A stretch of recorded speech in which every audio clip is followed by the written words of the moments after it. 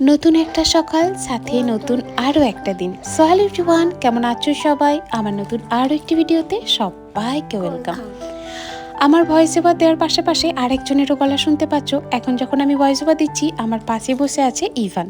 ওর ভীষণ ইচ্ছে করছে আমার মতো করে কিছু বলবে। সো তোমরা একটু অ্যাডজাস্ট করে নাও আর দেখো ও কি বলতে চায়। নাও বলো।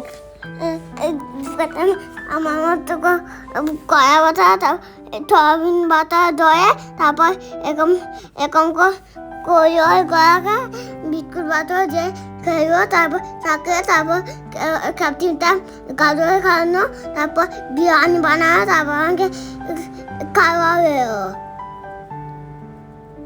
ঠিক আছে, দিয়ে তারপর মাম খেলো, আমাকে সয়াবিন দিও।